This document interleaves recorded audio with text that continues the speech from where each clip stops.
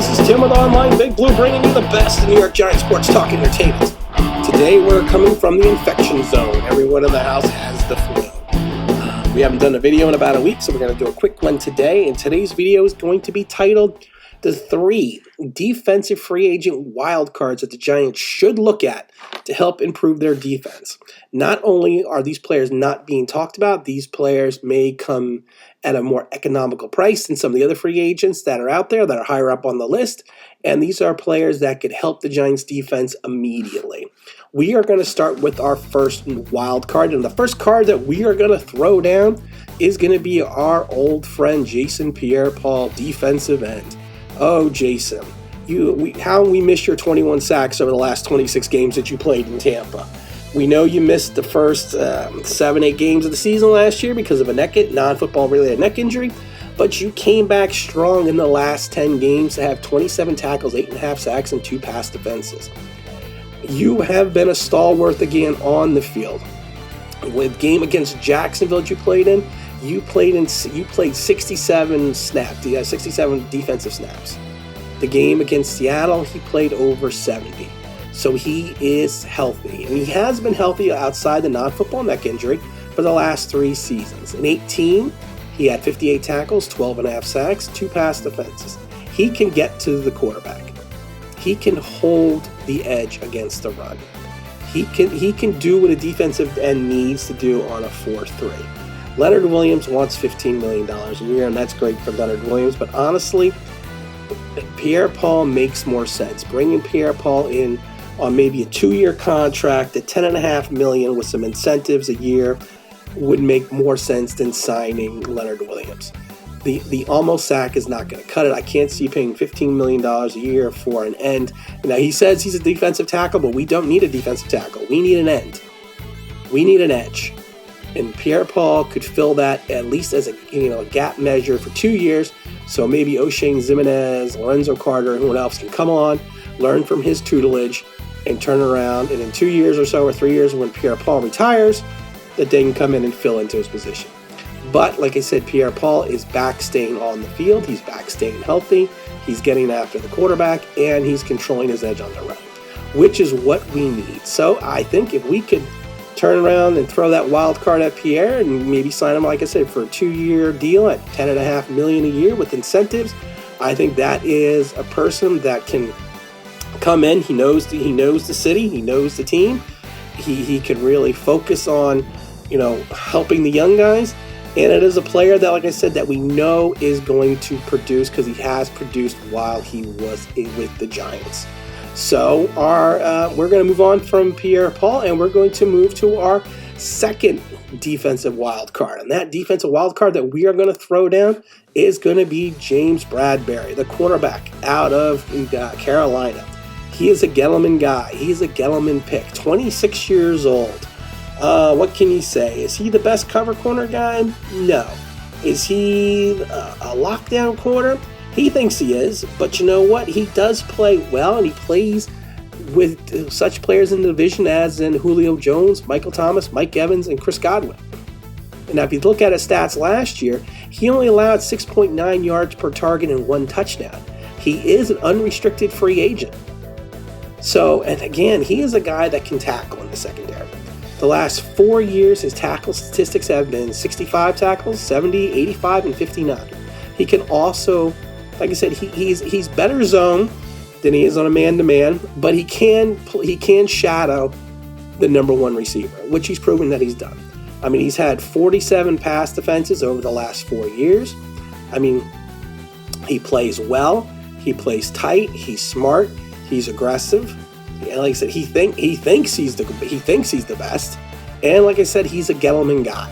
He's a guy that Gettleman drafted after the whole Josh Norman fiasco. Now, some people are saying, why are we looking at cornerbacks? Because we drafted 4. Well, there's an old saying in sports that if you draft 4 of something, that means you have 1 of nothing.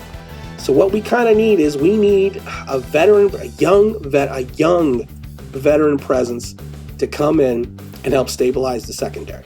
Now, I think he's going to come at a little bit heftier price tag than PierrePaul because of his age, but I think we could probably, hold on, let me take a quick sip of tea here.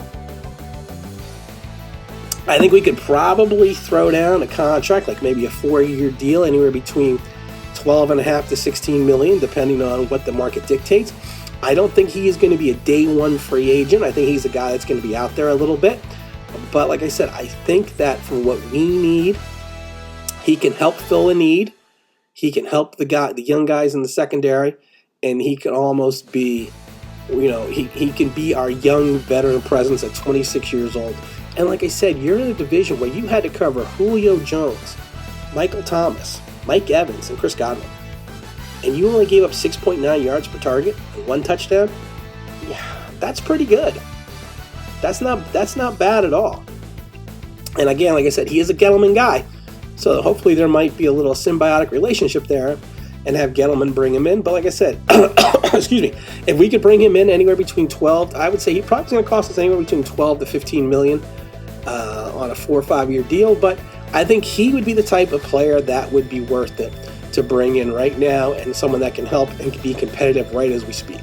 Now, our third wild card that we are going to be throwing down is going to be the inside linebacker, Blake Martinez. Oh, I like Blake. I like Corey Littleton better, but with Luke Kuechly retiring, Corey Littleton is now the number one guy on not only in the market, but he's pretty much the number one inside linebacker in the league. Good thing about Blake, he is a tackling machine. Over the last 4 years, he has 512 tackles. That's phenomenal.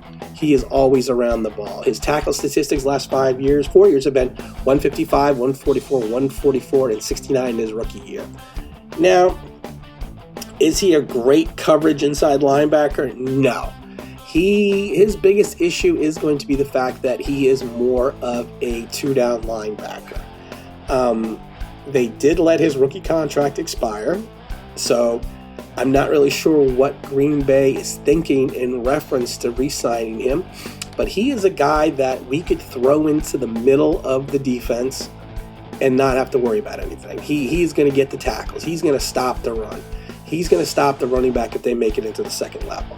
I could see him and Ryan Conley playing well together. I could see moving Ryan Conley out to an outside linebacker position and have Martinez in the middle, and then, hopefully maybe we have Simmons on the other side.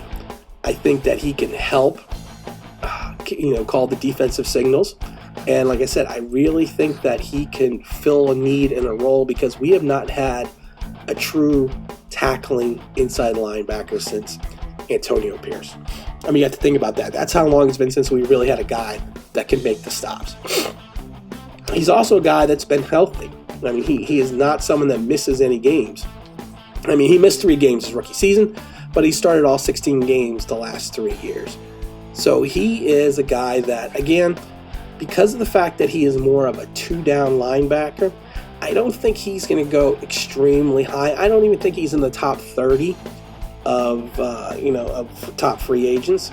I think he's someone that we could probably bring in on a 3-4 year deal, anywhere between $10 to $12 million, and really have him anchor the defense. I mean, I'd like to bring him on a 5-year deal since he's 26 years old and let him anchor the defense for the next 5 years because I think he can be that type of player.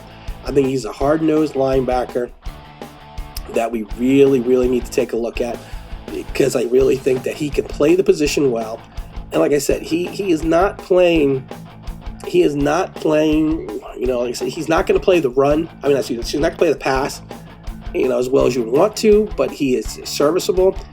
And he plays hurt. Hold on one second. I'm taking another drink real quick. And he doesn't know how to play hurt because he did break his hand against, when did he break his hand? He broke his hand against Kansas City. But he still played 59 defensive snaps. So you know what? He is a wild card that I want to throw down. So our top wild cards that I'd like to see are going to be Jason PierrePaul, James Bradbury, and Blake Martinez. Those are the 3 guys that I think that if we focus on rebuilding our defense, these are 3 gentlemen that can help us out immediately, and we can kind of go from there. And again, this is Tim with Online Big Blue, bringing you the best in New York Giants sports talk and entertainment, and thanks for listening.